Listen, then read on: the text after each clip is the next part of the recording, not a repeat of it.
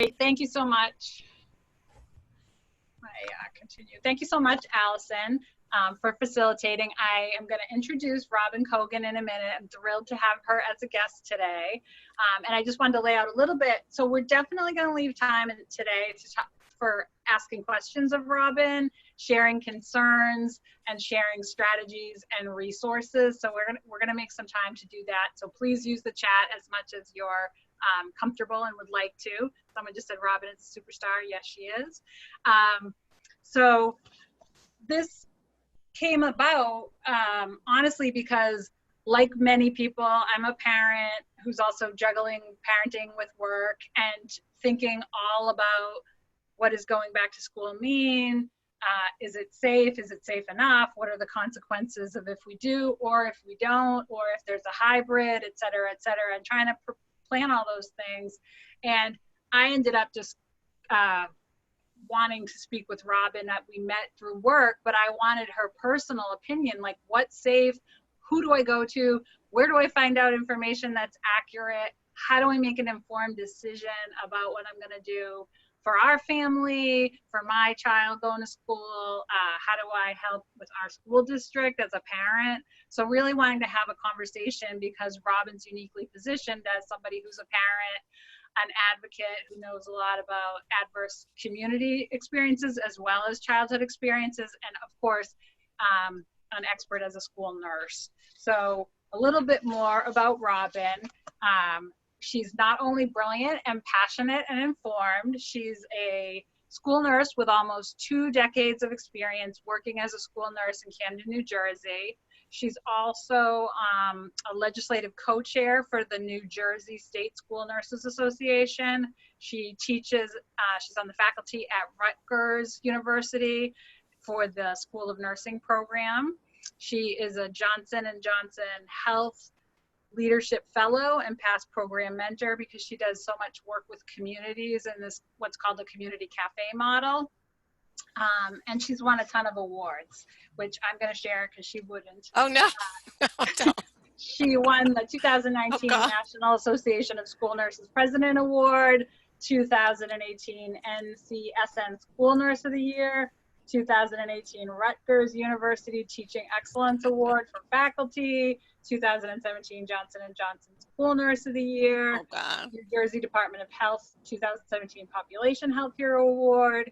And if she looks familiar, it's because she's also been on CNN a bunch recently, as well as local NBC and CBS channels, as well as quoted in the New York Times. Finally, she is a member of Affirm, a group using a public health approach to solving firearm injuries. And as I mentioned, Robin and I met on Twitter and ACEs Connection through blogging and posting and talking about ACEs. And ACEs have also impacted Robin personally. She became what her blog is called, The Relentless School Nurse.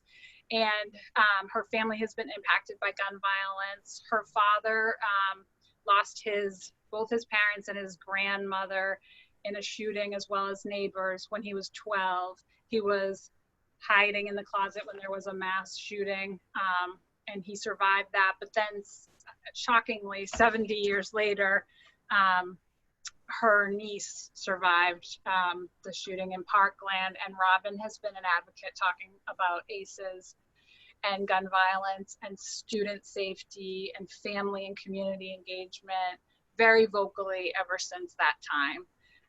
So Robin, did I forget anything important? I'm so glad you're here, and I'm gonna jump in with 2 questions, and then I'm gonna open it up to everybody else. But is there anything you wanted to share at the outset, Robin, before we start questioning you? Can I just say how much I love you and respect you, Sissy, and I have learned more about the voice of survivors and the importance of that voice as expert, centering that voice as expert than from anybody else. So thank you for inviting me here today. I also know that there are many school nurses on this call, so I know that if there's a question that comes up that I cannot answer, I'm going to reach out to my friends that I'm looking around and seeing, because a lot of us are still trying to figure out what we're doing around COVID. So great, there we go. And that's partly why we're so glad Lara's here as well, just talking about ACEs in education and what we're all thinking about this fall. Yeah. So Robin, let me just start out with asking you, just as a as a school nurse, how are you feeling about returning to school yourself in New Jersey at this point? Where are things at, and how are you feeling? I'm not feeling that well about it. I'm really concerned. I don't believe that we have a structure in place to keep our students and our staff safe, and that's what I keep talking about. I feel like we are making plans in sand and that everything is constantly shifting. And if you are parents on this call, my heart goes out to you, because it's really hard to make this important decision about your most precious beings in your life, your children, who we care equally about. And the truth is that if you haven't heard details from your schools, it's because they are still trying to figure it out themselves, and that is the truth. I feel like the messaging around all of this has really been confusing. It's because we don't have a national response. It's because we haven't looked at this across the country. And so what's happened is, from the top down, it has been for each state, each county, each city, each school district to figure it out for themselves. There's been a lot of lost time in trying to manage this horrific virus. So I am feeling very concerned about face-to-face learning in the fall. And I do want to say that I, more than anyone, not more than anyone, but I, along with many other people, know and want the importance of children having face-to-face learning. But we have to center every single thing we do with safety first. This cannot be a political issue. We have to know that we have in place testing, tracing, isolating, quarantining, communicating, not just the kind of, measures that look like we're doing something, but are also really untenable at school. We definitely need to wear masks, but keeping our kids 6 feet apart, a teacher having to stay 6 feet away from their kids, it just feels very sterile. It feels very isolating. And so, I could go on and on. I definitely want to hear your points of view. Clearly you hear my concern about it. I'm not saying this is impossible.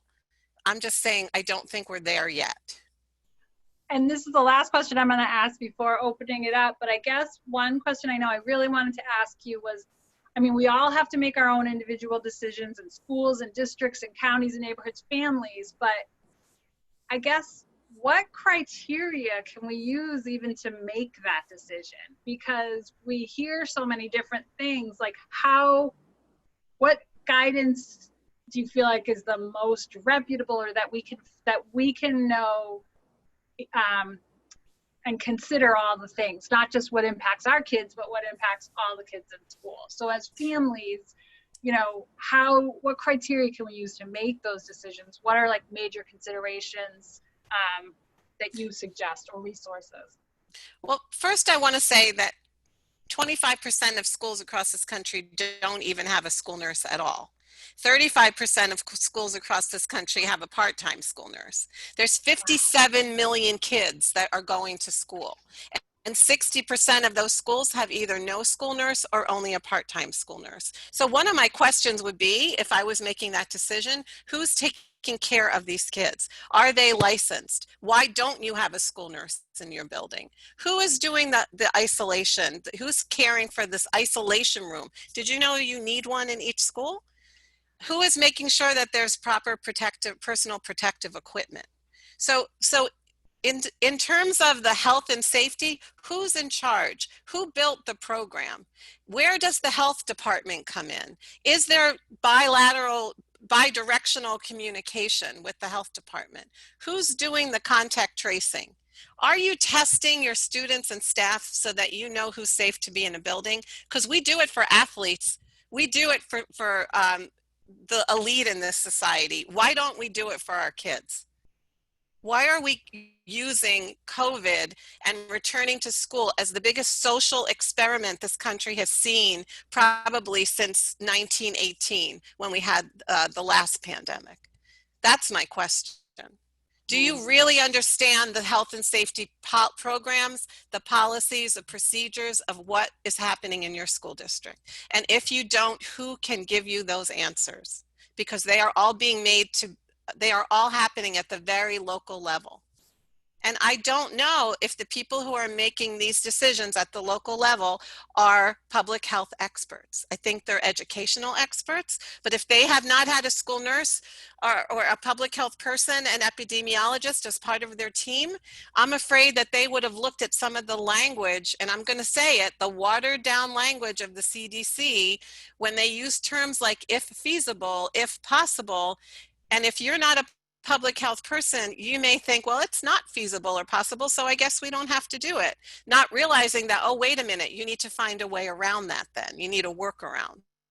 So that's where I would start, because you have the power. I don't think the voice of the parent, the voice of the community has been heard. I think we've been waiting to hear what the plans are. Well, the plans are vague, and they're purposefully vague, and they're changing all the time.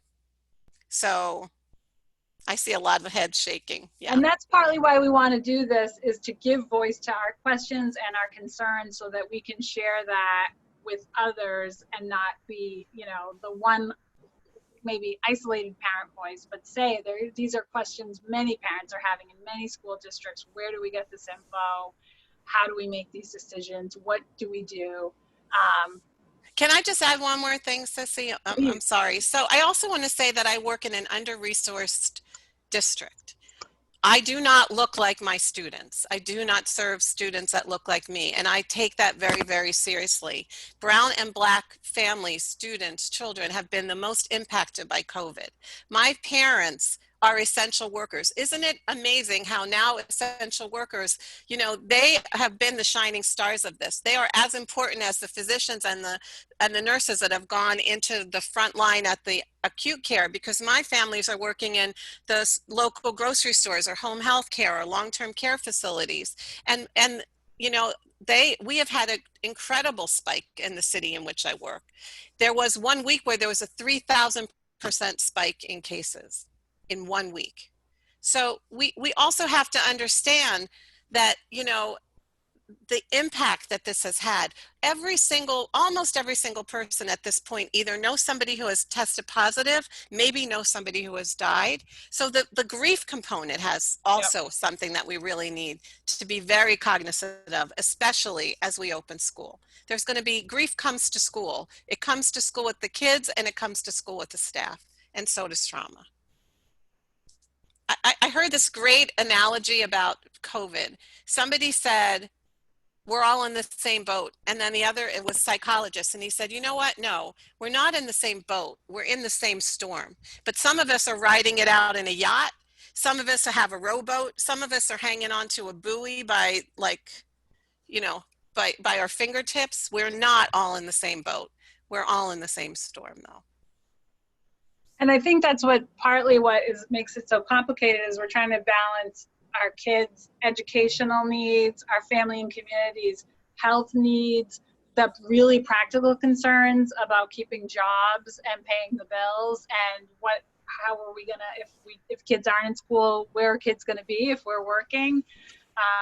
So I think that's partly why parents haven't had a voice, is we're still waiting for information on, like, what's the plan?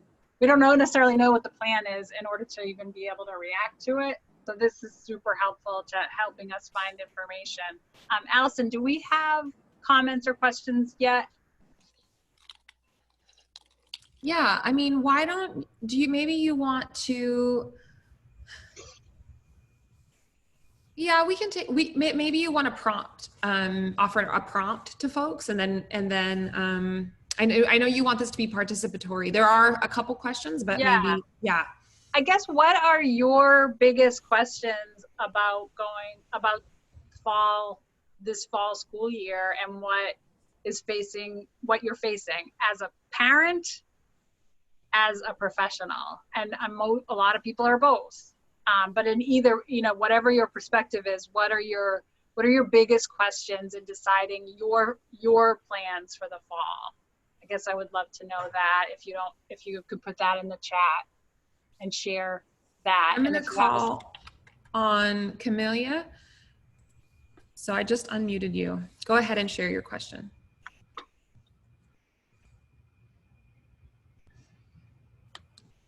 So I'm not sure if I had a question, but I had a comment. Oh, okay. One of the things that we had a rally last week in Boston. And so one of the things that we proposed to the superintendent is, as a BPS employee, as well as a parent and also a nurse, how do we juggle the hopscotch method? And so we're still waiting for that response. And we're also waiting for policies in place for our special needs medical students. Nothing's been said yet, so we're still rallying behind the scenes just to determine what our next step will be. Can I give you a round of applause for doing that action? I read all about it, and good for you for using your voice, as a nurse, a school nurse, a parent, a community member. That's what we need to do. Voices are so important. And I think, you know, we haven't exercised it enough around this issue. I'm really hoping that through forums like this, that parents will really become organized and say, wait a minute, this is what I need to know to make sure that my child is safe and I'm safe. And as we know, teaching as a profession, whose shoulders does it land on most? It's women, right? Just like nursing. I know there's some men on this and I don't want to exclude anybody, but yeah, so there's a lot happening and we have a lot of power when we use our voice. Thank you. Thank you. Thank you. Okay. So I just wanted to say, while you're writing, I wanted to share the 5, I call them the 5 W's. This is all we have right now in our toolbox. I hope I remember them all. I think there's all, I'm going like this because there's a 6th one that I add. So I talk about the 5 W's and then I added a 6th one. Wear a mask. This is all we have in our toolbox right now, right? Because we don't have a vaccine and we don't have a treatment. So this is what we have. Wear a mask, wash your hands, watch your distance. When you're sick, stay home. And when the health department calls, please answer the phone. And then I tell people the 6th W is the windows and doors. They're telling us now to open windows and doors for airflow, right? Except in school, we are always told to lock our windows and doors because of school shooters. So I say, who are we listening to? Because this is also about safety in general, the big S of safety. You know, safety has been very tenuous even before COVID, going back to 1999 and Columbine. So I was telling Sissy, I got a private message from a mom, and this is what the message said. It was somebody I met on Twitter, and she said, Robin, I have 1 child left. Should I send him back to school? This is a mom who had lost a child to a school shooting. And it was in that second that I realized the incredible overlap between gun violence, COVID, school safety. This is a much bigger issue. So I wanted to share that. Thanks, Robin. Someone actually commented, maybe Paula, if we can unmute Paula Vanderveld. Yeah. Is that possible? Hi. I comment a lot, so you might have to clarify which one. You can share whatever you want. What I'm particularly concerned with is our students with extensive IEPs or who have a lot of special learning challenges and might need really direct, close contact with nurses, teachers, and paraprofessionals. I don't understand how we're going to avoid violating that distance and that mask requirement. You won't. But those people who are working closely with special population students must have the same personal protective equipment that a healthcare provider would need. And that would be a mask and goggles. That's the new addition now, goggles, not just a mask in school. Some kind of a covering, whether it's a gown, a disposable gown, and gloves. So anyone who's working intimately with children, if they're doing diaper changing, we know what goes on in school. Sometimes there are children who, you know, they have really extreme behaviors, and sometimes you have to get very close to them and help them calm down. All of those staff members are going to have the same needs for personal protective equipment, which is really not, many schools don't even have it in stock yet. Or if they've ordered it, the price has gone up exponentially. So that's the other piece of this. Do we have the supplies that we need to keep our students, our staff safe?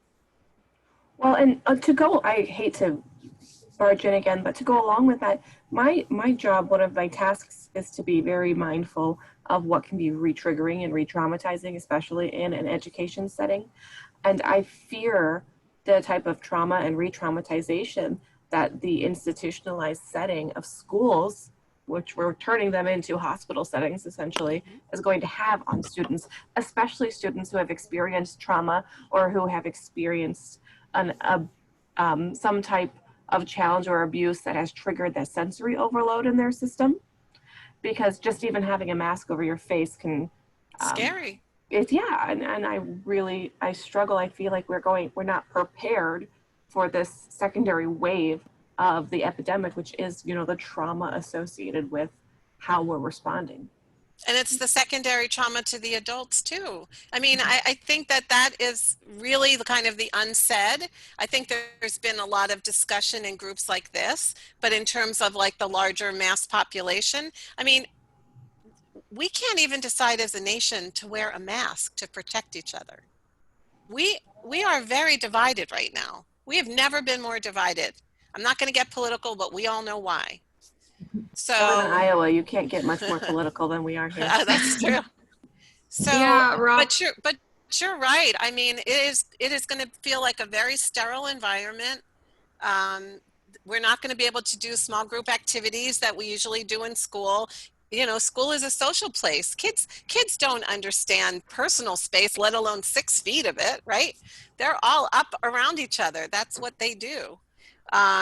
And so, but the good news is it's not going to be forever. I think we have to keep remembering that this is temporary. We haven't handled it right. We would not be in this situation if it had been handled properly in February or March or even April. If we would lock down for 8 weeks like other countries did and really from tip to toe, everybody did it and nobody traveled, and we would be in a completely different scenario now. But this is where we are. So that's why I say school feels like one big social experiment without an IRB, without, that's what it feels like. And I'm just horrified because none of us, especially the school nurses on this call, want to be the one that misses something, right? Or has a child or a staff member that gets sick because we're forced to be back together. We've kept our kids bubble wrapped for 5 months.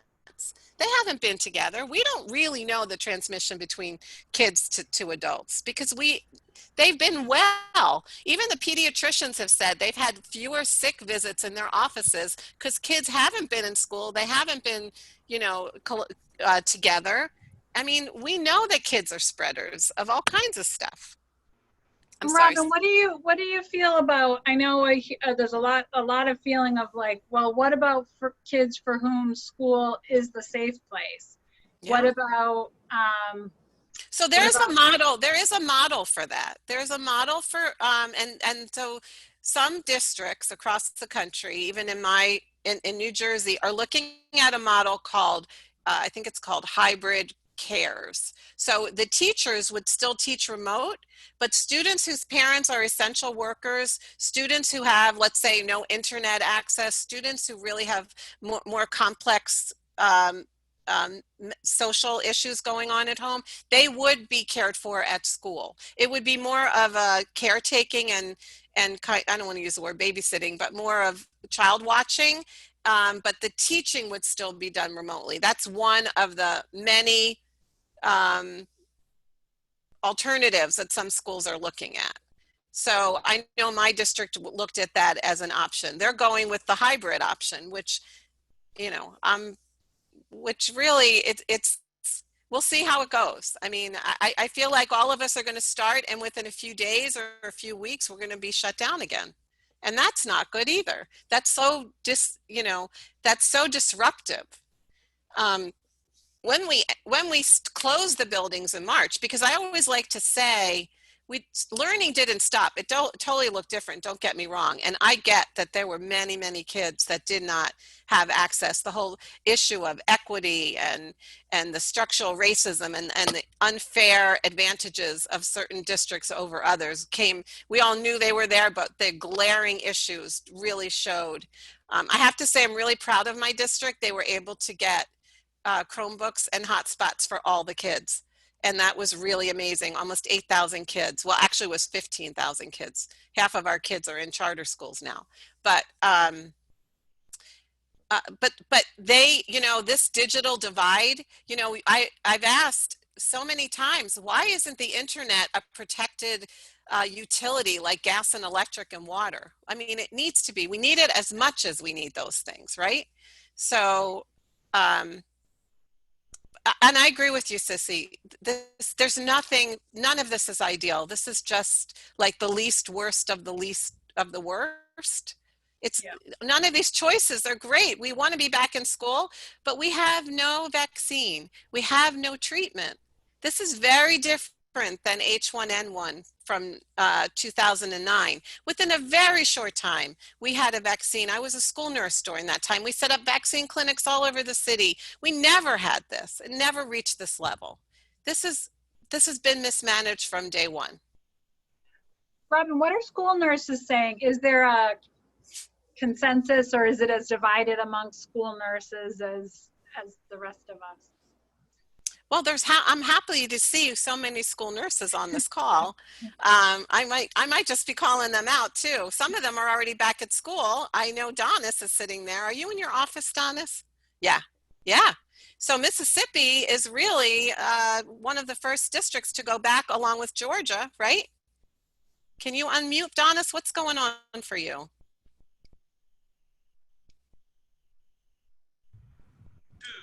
There you go. Yes. We are all over the place. We have districts that have gone back traditional with students coming as they did before. My district is back with teachers, but we have gone totally virtual until after Labor Day.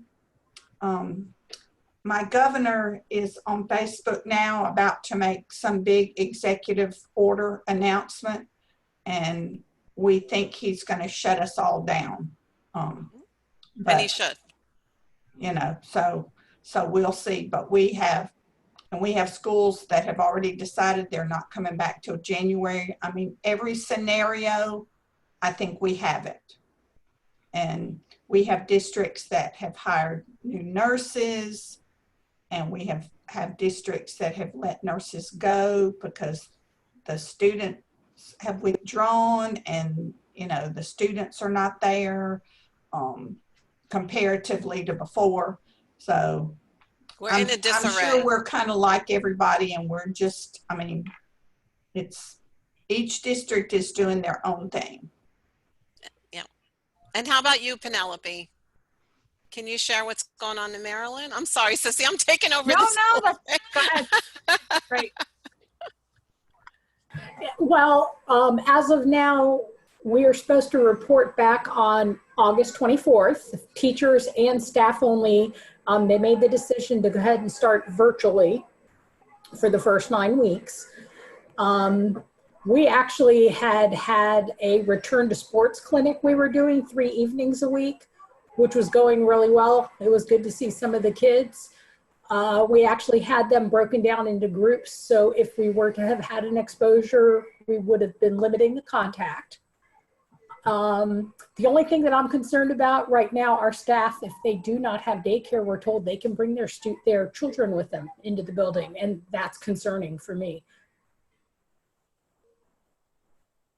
Great. So you see, we're all over the place. Yeah. Thank you. And I wonder too, some of the models that are out there are really gearing in school based on certain ages and populations, and hybrid model or remote for others. What are your thoughts on that? Well, I think there's so many different models and choices because there is very vague guidance about what to do. And I think schools are looking at this very vague guidance and trying to create something without really knowing the full parameters of what it is. We can't be back in the building full force. I'm really surprised to hear, I shouldn't be surprised, but I'm you know, when Donna said they're going back, they're not potting, right? They're doing like a regular full classroom. And I'm sure in that district, either they had incredibly low community transmission, which probably not, or they had people making decisions who were not public health people and did not have, you know, they didn't use epidemiologists, they didn't look at the public health strategies and that we need to keep our students and staff safe. We can't have a one size fits all, I understand. We should have had a national response around mask wearing, around all of these public health strategies that we know are important, especially contact tracing, because we didn't do that well. And because we did not fund public health across this country for decades, we don't have a really true safety net of public health across the country to be able to handle the level of contact tracing that needs to happen.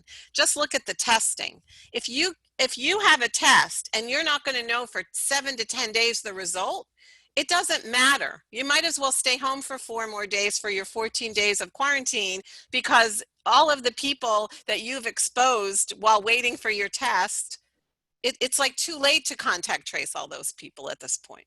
You know, we can't contain things if we don't have immediate information, timely information. We just can't.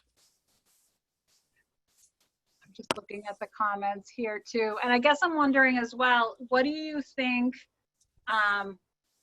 about community transmission? Like at what rate would you feel safe? Well, there's some data out there that talks about a rate of 5% of community. It has to be less, like 5% and less and that's not even agreed upon. Is it 14 days? Is it 21 days? Is it a month? You know, there's no consistency at all. It's really being left up to each individual state and sometimes municipality. It's to that level.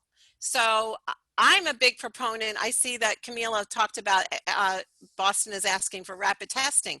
That is the truth. That is the only way we're going to know who's safe to go into a building. However, right now, only the elite in the society are given access to rapid testing. That's why the athletes are. But even they have outbreaks. Look what happened in Philadelphia. The Philadelphia Phillies played the Marlins, and I'm not a baseball person, so I'm going to get this all wrong. But some of the Marlins played anyway. They had been tested. They didn't get their test results, or maybe they knew them, but they were feeling fine. That's called, you know, you can be a spreader and be asymptomatic. And so between these 2 games, or however many games they played, our Marlins broke protocol. Maybe they broke protocol going out at night. I know there's been all kinds of suggestions around it, but even the parameters in place for these elite athletes could not stop the virus from spreading. It's going to be really easy to break protocol at school, and we don't know who is positive at school because we're not testing. We're guessing. Yeah. What we're doing is chasing the virus, or the virus is chasing us. So we're setting up these, you know, plastic shields between people. We're doing the 6 foot of social distancing. We're using masks. Hopefully the kids will also use them. You know, we're doing all of these things, these public health strategies that could work, but who's enforcing them? If we don't have a national agreement that we should be wearing masks, we're already getting parents that are asking for their kids to not wear masks for many, many reasons, and the adults too. People, unfortunately, don't want to be told what to do. We are living in a very strange society right now. Robin, I saw a meme. I saw a meme today. I follow a lot of meme accounts because it's like the only way that I can combat despair. Yeah. And it said, every safety plan I've seen that would allow public schools to reopen requires that kids behave in ways that they don't has ever behaved in the history of children. I saw that one. Yeah. You did? Yeah. Yeah. And we can do our best. I mean, we're going to have these pods, these small groups of students, right? I mean, what we have to have in place is great if you have a tiny little school, but when you're talking about thousands and thousands and thousands of kids, when you're talking about some of the larger school districts across this country, even my school district with 15,000 kids, you know, buildings don't grow. So you have to limit the number of kids in a building because you have to spread them out, right? So I'll just give you an example of preschool. I feel bad for preschool. We know how important preschool is. So typically they could have 15 kids in a class. Well, now they can only have 10 kids in a class. So who do you serve? How do you choose which families to serve if you can only serve 10 kids? So some of my preschools are rather small. They have like 75 kids or 90 kids or 125 kids. Well, now they can only have really a third of that, well, 2/3 of that number. So a third of those kids are not going to be served. We haven't even figured that out yet. And I think some schools have done surveying of parents. That's one thing I've seen that's been done, at least in some places, of did your kid thrive or suffer, you know, in school or out of school, or how much, what's your risk comfort for the fall? So they're asking some of those questions for parents to be deciding, but it's hard to make those decisions if we don't yet know what's the bus policy, or what is it going to look like once kids are back there? Like you mentioned the thing about goggles. Is that for students, for staff, just for health care? And this is the problem. The goggles just happened over the weekend. Dr. Birx and Dr. Fauci announced that now best practice is that everybody wears a face mask and goggles, or a face mask and a face shield. A face shield alone is not protective because it's open on the side and it's open underneath.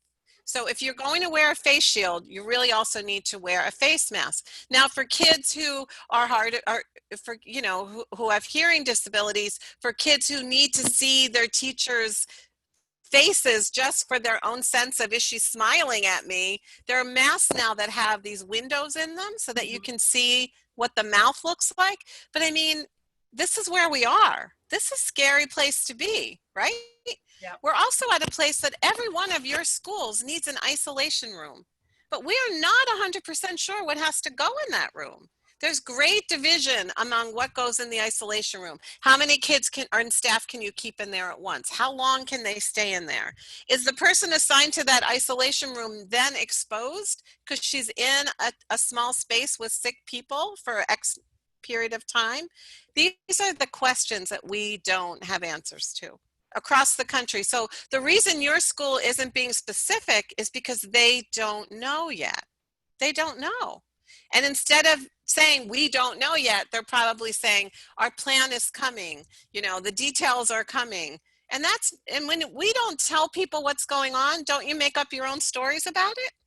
Oh, absolutely. I mean, I think they're waiting for guidance from the state. We're waiting for guidance from the schools, you know, et cetera. And the state is waiting from CDC. Well, CDC just changed their guidance last weekend, just like that. They watered them down. So for weeks and weeks, people were creating these plans that were very robust, that they were maybe a little too over the top by sending every single kid home with one symptom.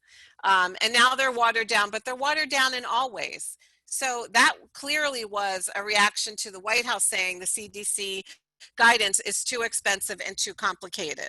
And the president saying, I'm going to go talk to the CDC.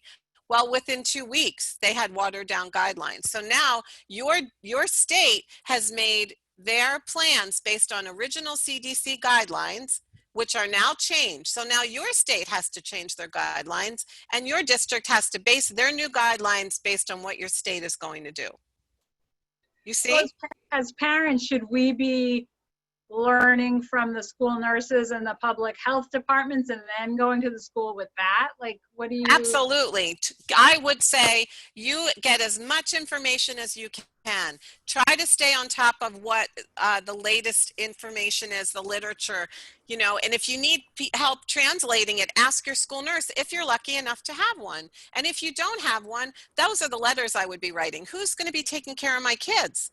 Who's going to be doing this work? Who's going to be assessing students and staff during the day if there is no school nurse in that building? Who's going to do it?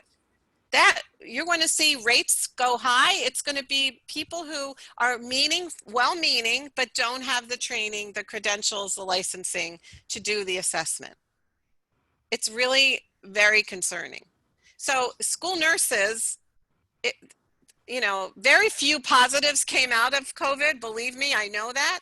But one positive, I think, has been the importance of a school nurse who, and we have for many years, people haven't really understood our role. And all of a sudden, it's been amplified because it is so important, of course, and teachers too. Absolutely. I don't mean to minimize teachers. But in terms of this health and wellness piece, this is really, really, this is life and death.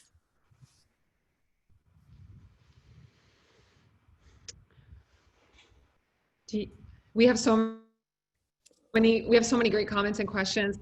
Before I call on someone, I just want to say, Robin, like, I'm not a parent. I have plenty of friends and family who do have kids. And as like an outsider who doesn't have to deal with this issue, I guess I've been feeling a lot of despair because it almost feels like people in power don't care if people in the United States live or die, including children. And listening to you today has really given me a lot of hope, because I can see that you care and everyone here at this meeting cares.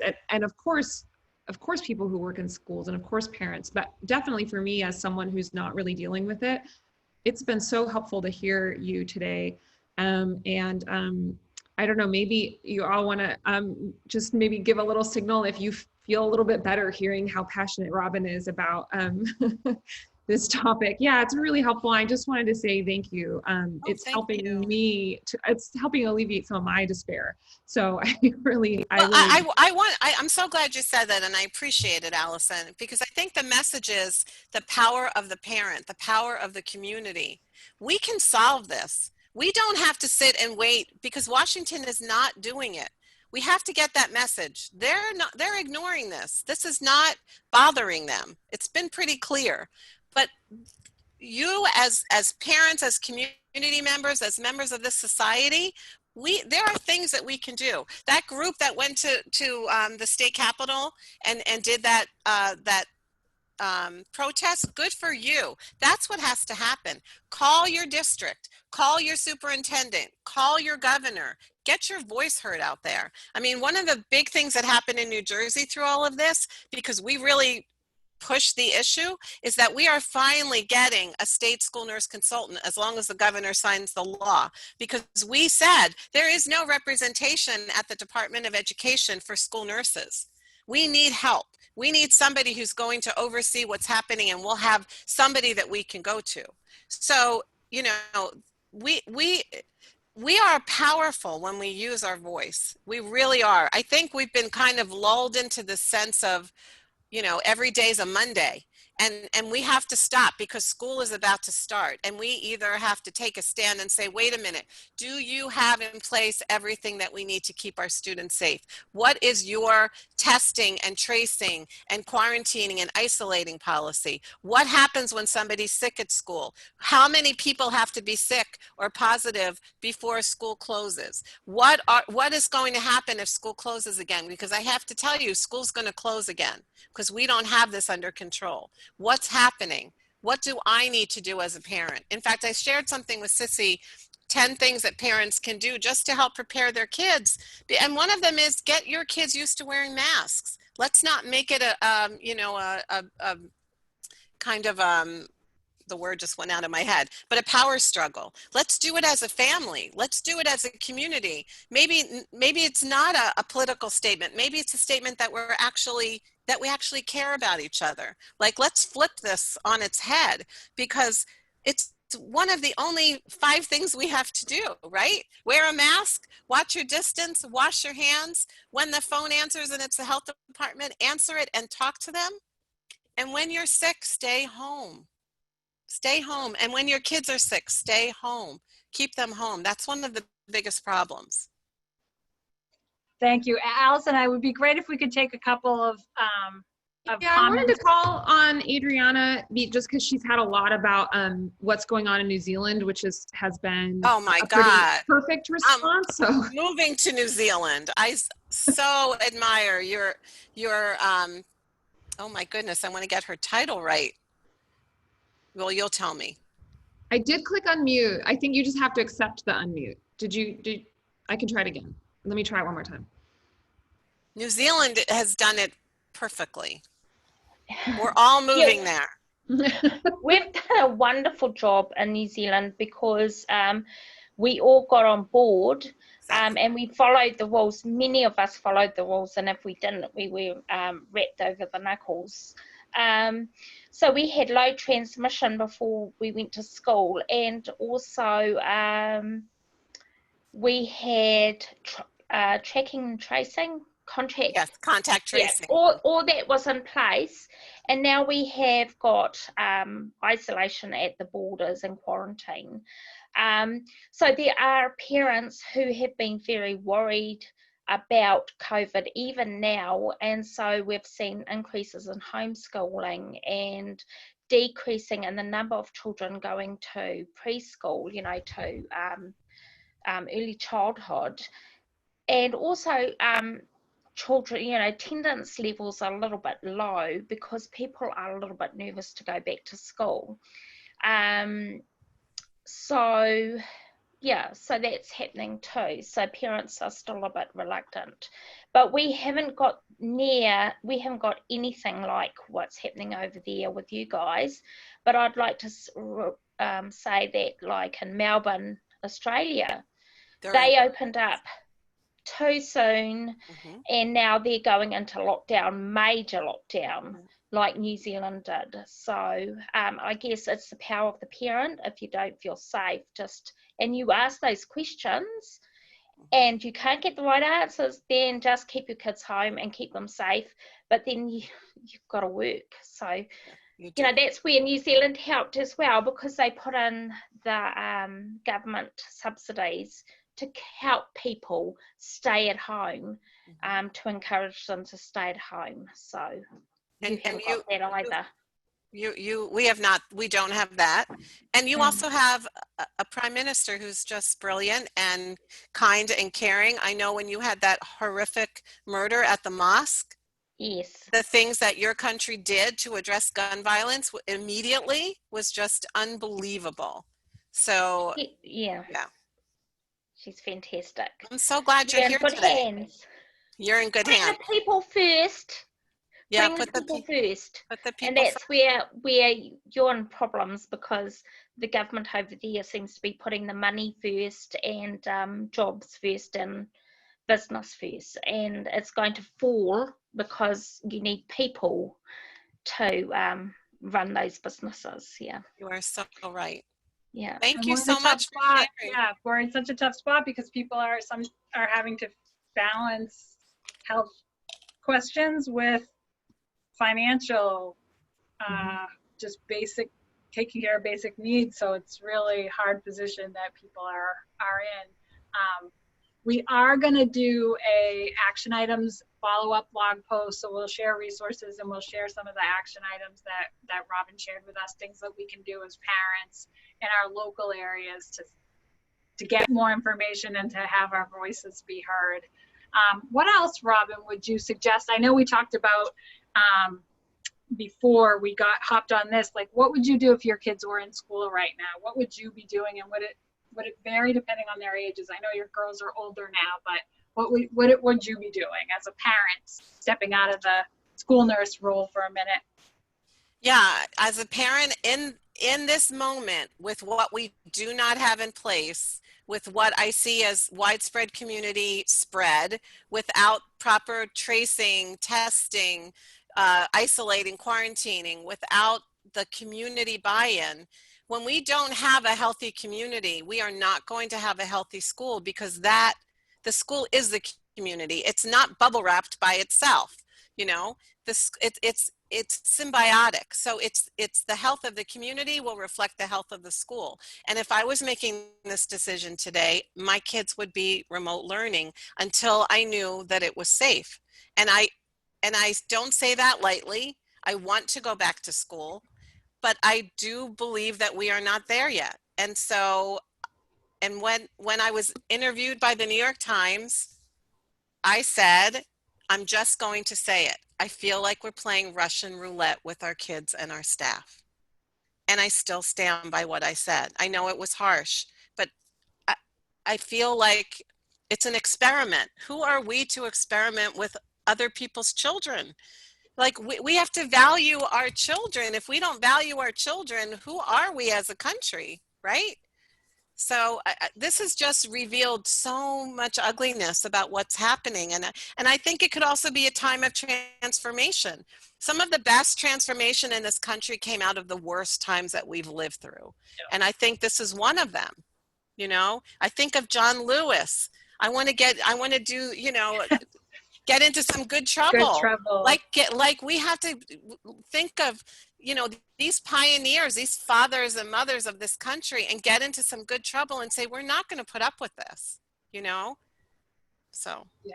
I mean, without basic family supports, people are in just really trying quandaries. Yeah. But if we spent 8 weeks like New Zealand did and nobody moved and everyone stayed put, I mean, it's really, we've made it much more complicated than it have to be. Right now, a lot of the spread is because of people in transit. They call it, there was a really interesting study done by the Children's Hospital of Philadelphia that found a lot of the spread in the Northeast was coming from people traveling from the Northeast, like to the Carolinas and Florida and back. So it's like the I-95 corridor of transmission. There's another major highway, I-80, across, I'm not sure where that one is. It might be up by you. But so we haven't done what we needed to do because we didn't have a national response, but it's not too late. It feels a little bit late, but you know, we have to listen to the scientists too. My last message to you, because I know it's almost over, is we have to respect the scientists. We have to embrace what they have to say. Right now, the CDC, unfortunately, does not appear to be an independent institution. That is a great concern. But there are scientists out there that are speaking out and saying, wait a minute, we can take care of this. We have to follow the data. We have to do the research. We cannot guess. This is not a knee-jerk reaction. This is based on data. So when we get that vaccine, it has to be done the right way. This, whatever he's calling it, you know, flash pan or whatever he's calling it, we have to respect the science and what it takes to know when something is safe and they're doing it correctly. So listen to the scientists. Thank you so much, Robin, for being here. We really appreciate it. I have a zillion more questions. I'm sure other people do too. We'll post something and post it to ACES Connection. So, and that way people can also reach out to you via your contact info on ACES Connection. So people have a way of reaching you as well. Well, it's been my honor, my pleasure. I'm so happy to see some friends, some Twitter friends, and, you know, thank you so much. That's fastest hour I've had in a long time. Yeah. Before we sign off, I just wanted to unmute Laura. And Laura, can you tell people about your event each Thursday? Sure. So we do this same kind of setup every Thursday at noon Pacific time. And you can just go to ACES in Education. There's a little spot on the right-hand side to register, or I usually put up a blog every week, and we have these same kind of discussions. And in fact, I think maybe this Thursday, we're gonna use some of these topics that Robin brought up. I took a bunch of notes, and we're gonna keep this discussion going. It's a very kind of informal, free-flowing discussion where people can share ideas and learn from each other across the country. And I have people come from all over to join us. So please come. Yeah, what I love about Laura's events is that she uses breakout rooms. So you all will get the opportunity to discuss with each other, which is just so valuable. And you'll end up feeling, you know, and many of you know because you attend Laura's events, but really check it out because you'll get to meet some new people. It's very inspiring. You'll get to brainstorm. You'll get to share what you're doing in your communities. And Laura's events are so valuable. So if you liked today's event, you can continue this conversation on Thursday. If you go to our homepage, acesconnection.com, scroll down a little bit on the right-hand side, you can register for Thursday's event. Yeah. Robin, anything else you want to say as we wrap up? Well, I did share some resources with Sissy that I know she's going to post that I hope you find helpful. Anyone can reach out to me. I'll do one plug, Sissy. Is that okay? I write a weekly blog called The Relentless School Nurse. And I do keep up with these topics, and I often spotlight other school nurses. Some of them are on this, like Penelope, are on this call. And, you know, I'm happy for you to reach out to me. Please find me on Twitter. My handle is @Robin Cogan, and I really appreciate the time and the great questions and the engagement. It really meant a lot to me. And Laura, I'd love to hop on your show one day. Wonderful. Wonderful. Thank you so much. And thank you, Allison, for facilitating. Yeah, thank you, Allison. Good job. Thanks so much, Sissy and Robin and Laura and all the regulars and all the first times and all the second times that you all have shown up. If you want to save the chat, just click on the 3 buttons in the chat and select Save Chat. I'm going to give you just a couple seconds if you want to do that really quickly, because there's definitely resources and questions in there that you might want to have for later. Thank you so, so much. I hope to see you on Thursday. Friday, we have what's going on Friday? Baby courts, safe baby courts, is that? Yes, that one's gonna be so good. I just learned what baby courts are. It sounds amazing. So I hope to see you all back here. Thank you so much. I just want to thank Sissy for inviting me. That meant so much. Thank you so much for inviting me to participate. Bye, everybody. Bye, everybody. Thank you.